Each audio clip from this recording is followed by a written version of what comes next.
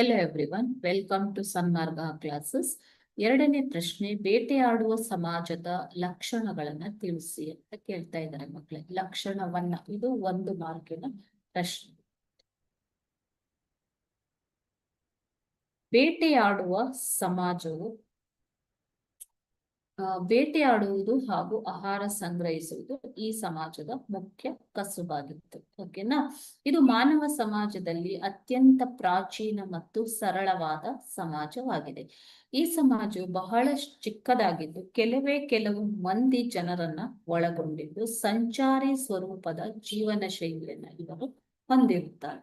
ಅಂದ್ರೆ ಸದಾ ಚಲಿಸುವಂತವರು, ಸಂಚಾರಿ ಜೀವನ ಶೈಲಿ. ಯಾಕೆ ಅಂತಂದ್ರೆ ಬೇಟೆ ಆಡ್ಬೇಕು ಅಂತಂದ್ರೆ ಒಂದು ಪ್ರದೇಶದಿಂದ ಇನ್ನೊಂದು ಪ್ರದೇಶಕ್ಕೆ ಸಂಚಾರ ಮಾಡಲೇಬೇಕು ಅಲ್ವಾ.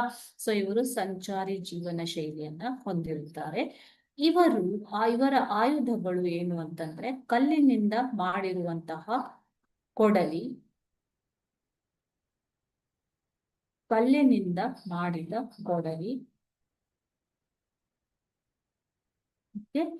ಚೂರಿ, ಈಟಿ ಮುಂತಾದವು ಆಯುಧಗಳನ್ನ ಇವರು ಬಳಸ್ತಾ ಇದ್ರು.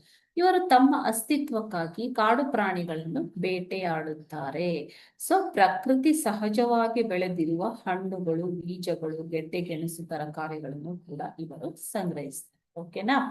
ಸೊ ಇದು ಇವರ ಮುಖ್ಯ ಲಕ್ಷಣ. Thank you.